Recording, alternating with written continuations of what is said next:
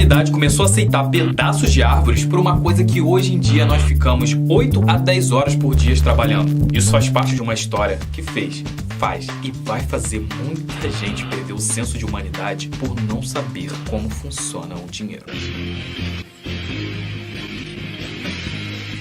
Exclusivo, beleza? Bem, meu nome é Wellington Vim e prepara-se, pois nesse vídeo você vai assistir a parte 1 da história sobre o dinheiro.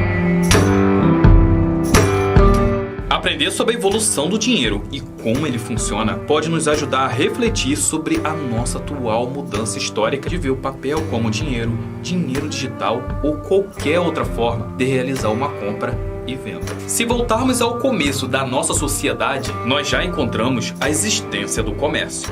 A evidência de que, quando nos encontrávamos, trocávamos coisas que fizemos ou achamos, fazendo isso o uso da prática escambo, que é a troca de mercadorias ou serviços sem fazer uso da moeda. Com isso, tudo aquilo que não precisamos e temos a mais do que o necessário pode ser trocado. Mas assim que começamos a cultivar a terra e a formar sociedades, nós começamos a nos especializar e isso significava que não apenas gostávamos de negociar, mas necessitávamos. Hoje em dia, quando começamos a pensar em comércio, começamos ao quê? A vir em mente exportação e importação de coisas exóticas. Quando eu falo exótico, é porque pode ser coisas que necessitamos para viver, como também coisas que não são assim tão precisas no nosso dia a dia, que são apenas para lazer ou coisas apenas para levantar nossa vaidade e ego. Mas para a nossa história, temos que falar sobre o comércio local para que tudo fique bem claro. Porque é onde nos deparamos com o problema da coincidência de desejos. Ou melhor, nos deparamos com isso em todos os lugares. Mas se não conseguirmos resolver este problema a nível local, a sociedade quebra e não podemos ter negócios especializados que precisamos para executar qualquer coisa além de pequenos agrupamentos de pessoas. Mas e aí? O que é coincidência de desejo?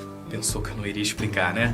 Bem simples. Isso é a base sobre a qual um comércio pode existir. Vamos colocar da seguinte maneira para ficar bem claro. Eu tenho roupas para poder tampar os seus prazeres carnais e você tem comida, que é algo que eu preciso no momento. Bem, se você quer uma camisa e eu quero comida, incrível, podemos negociar. Mas se eu não quiser mais a sua comida, ou se você já tem todas as roupas que precisava, bem, não podemos negociar. Podemos? E assim começa a se tornar um problema real se formos pensar em escala. Aí funciona da seguinte maneira: eu quero comida e você não quer mais as minhas roupas. Você vai falar, bem simples, Wellington, é só você encontrar uma pessoa que queira, certo? Mas isso leva muito tempo e eu já descobri que tempo é o bem mais precioso que temos. Então não quero perder tanto tempo para encontrar uma pessoa que realmente esteja precisando daquilo que eu tenho para trocar. Sem falar que, e se eu não encontrar algum outro bem que você queira trocar?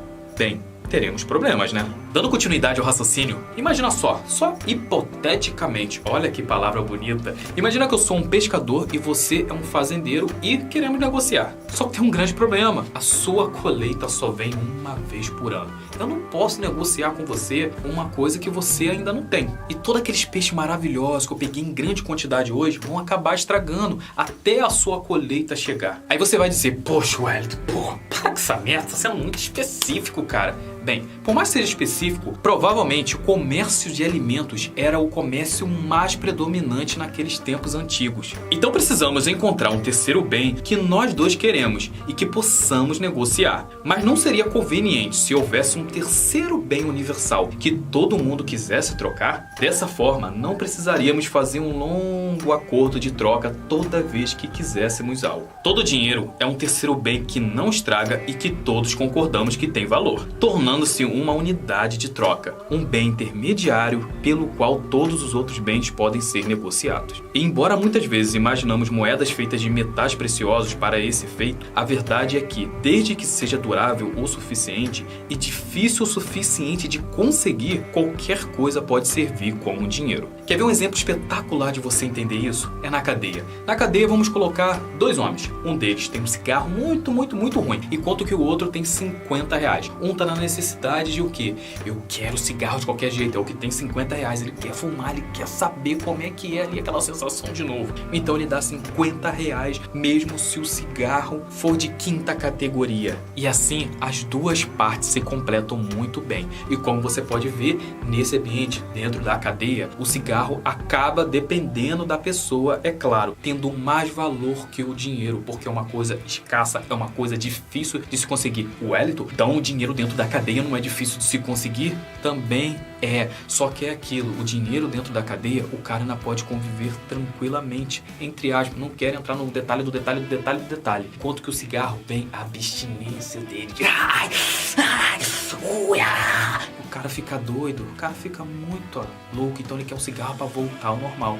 Então ele dá 50 reais num cigarro mesmo sendo muito ruim. Ficou mais claro agora, né? Acontece que nós usamos muitas coisas estranhas como dinheiro através da nossa história. Por exemplo, o gado foi usado frequentemente como dinheiro. Quer dizer, eles são razoavelmente duráveis, vivem por anos, eles são práticos e são escassos. Por isso tem um grande valor. Sem falar do uso direto da carne, né? Assim como o gado, no passado o sol era visto como algo que tinha um valor muito alto. Pois além de servir para alimentação, servia para que, caso você não saiba, conservar os alimentos como carne, peixe e outros alimentos. E assim mesmo sem geladeira, as carnes eram conservadas por um bom tempo sem estragar. Para você ver como que o sal teve muito impacto e acaba tendo até hoje em relação a dinheiro e tudo mais, até hoje continuamos recebendo ele em forma de dinheiro, vamos assim dizendo, sendo que agora a derivação a uma nomenclatura. Como assim, Wellington?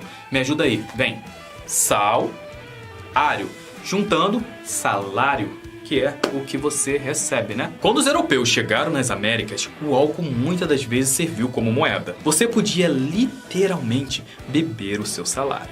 Eu entendi a referência. Na China antiga, o dinheiro tinha a forma de ferramentas e facas e tornou-se um dos primeiros exemplos de dinheiro em forma de metal precioso.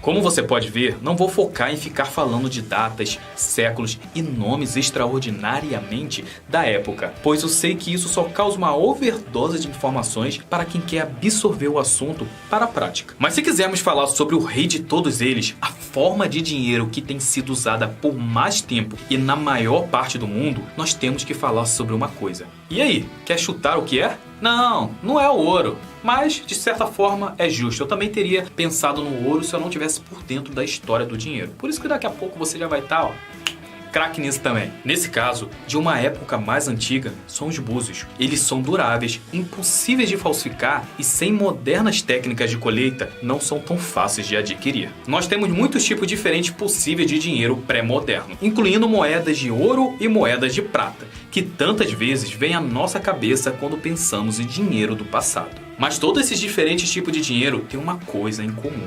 Eles são o que chamamos de dinheiro de commodities, porque seu valor está na mercadoria em si. Até os búzios eram vistos como raros e bonitos, e podem ser usados em joias e afins, e assim eram considerados como tendo valor próprio, da mesma maneira como nós sentimos que o ouro tem um valor natural por sua escassez e seus usos. Engana-se quem pensa que aplicar-lhe o papel moeda foi uma coisa tão simples de botar na mente das pessoas. Assim como hoje em dia tem aquela barreira, aquela dificuldade de aceitar meios digitais como forma de pagamento, como forma de dinheiro. Pensa bem, vamos voltar ao passado. Você tinha lá um cavalo que era uma coisa muito preciosa. Aí vinha um outro indivíduo e falava bem assim: toma aqui, cara, esse papel aqui, isso vale muito dinheiro. Será que você trocaria? Se põe no lugar, será que você aceitaria de cara o seu cavalo tão precioso por um dinheiro ali de papel que estão dizendo que tem muito valor? Questionável, né? Seria a mesma coisa que você chegar para sua avó, que não teve, né? Tava colocar quem não teve a oportunidade de estudar, de obter, se atualizar em relação a essa parte de investimento, dinheiro e tudo mais, e falar bem assim: ô vó, tem uma nova forma aqui que você pode investir em bolsa de valores, tem uma forma que você pode botar em fundos imobiliários, que você pode pegar e aplicar em CDB, você pode botar no Tesouro Direto, você pode fazer várias coisas, até a tal de uma moeda digital aí, vó, chamado Bitcoin. Será que a sua avó, que não teve a oportunidade de crescer se atualizando em questão de dinheiro, em questão de estudo, ela iria aceitar facilmente pegar o dinheirinho tão precioso dela e colocar nesses novos meios digitais? Provavelmente não, ou se não levaria um bom tempo para você, uma pessoa que ela confia, provar para ela que aquilo vai estar seguro, que ela vai ter acesso àquilo, tá? A hora que ela quiser e ela poder ali ver o dinheiro dela aumentando. Que mesmo assim, eu ainda acredito que tem uma porcentagem muito alta dela ainda optar em ficar com a boa e velha caderneta de poupança. Que falando em caderneta de poupança, se você clicar aqui, tá? Depois que você acabar esse vídeo, vai ter um vídeo te esperando que é sobre a história da caderneta de poupança. Como você pode ter seu dinheiro rendendo e sempre ganhar, parar de perder dinheiro, ver sempre ele rendendo. Tem esse vídeo aqui bem completinho te esperando após esse, dentre vários outros vídeos, beleza? Só você clicar aqui assim que acabar esse vídeo, hein? Agora, se a gente for dar continuidade e pensar que naquele tempo mais antigo, você chegar para qualquer pessoa e oferecer ouro ou búzios, naquele tempo, aí sim, isso é outra coisa. Aí você venderia aquele seu belo cavalo precioso. Porém, quando a economia cresce, esse sistema de dinheiro de commodities começa a mostrar algumas limitações, pois o dinheiro da commodities é pesado e se você está fazendo negócios enormes, ele fica muito difícil de transportar. E é arriscado para transportar através de terras sem lei. O dinheiro de commodities também está sujeita à adulteração, onde geralmente a pessoa que deveria ser responsável por certificar se a moeda mantém o seu valor, faz ao contrário, pega a moeda de ouro, derrete, refoja ela com um pouco menos de ouro e passa para frente pelo mesmo valor. Quando a economia cresce, a própria escassez que faz o dinheiro de commodities parecer ter valor torna-se o seu inimigo. Exemplo, vamos pegar ouro e prata. O que acontece quando a sua economia cresce ao ponto em que você não consegue achar o suficiente? Você começa a apertar o botão de like nesse vídeo, né? Que você talvez esqueceu, não esqueceu. Sabia, isso é fechamento, então vamos continuar, pô. E dou continuidade. O que acontece com uma nação quando tem que fazer um aumento drástico repentino em seus gastos, mas não consegue obter espécie suficiente para cobrir o seu custo? Mesmo daqueles que estão dispostos a emprestar. Sabe dizer? Bem, falo bem simples para você. Isso se torna uma bagunça na economia. Moedas baseadas na escassez são frequentemente sujeitas a mudanças na escassez da mercadoria em que se baseiam, o que pode ser um problema quando alguém encontra muito mais da sua mercadoria moeda. A criação de uma moeda metálica com valor padronizado pelo Estado foi simplesmente uma invenção revolucionária. Ela facilitou o acesso das camadas mais pobres às riquezas, o acúmulo do dinheiro e a coleta de impostos, coisas muito difíceis de se fazer quando os valores eram contados em bois e imóveis. Oficialmente, o primeiro banco surgiu em 1956, na Suécia. Em 1964, foi criada a Casa da Moeda, responsável pela emissão de dinheiro no Brasil. Apesar de ser emitido na Casa da Moeda, quem controla a emissão de dinheiro é o Banco Central do Brasil, baseado em vários critérios, como a quantidade de dinheiro que já está em circulação e a projeção de crescimento do país. Em 1965, foi criado o Banco Central do Brasil, que ficou responsável pela circulação do papel moeda. Bem, agora como você pode ver, coloquei algumas datas, tá? Diferente do que eu estava fazendo anteriormente no vídeo. Porque imagina só comigo, se eu fico 1901, 902, 903, 904, 905, e 1, e 2, e 3, e 4, e 5, isso aí, falando uma pancada de número. Confunde a cabeça, né? E agora fica mais fácil a gente se situar na aplicação do papel moeda, ok? E a partir disso, a Casa da Moeda do Brasil é o órgão que produz as cédulas do real. Ela possui uma das melhores tecnologias mundiais para a fabricação de papel moeda. E agora você vai ver a implantação desse papel moeda, como isso ocorreu e muito mais.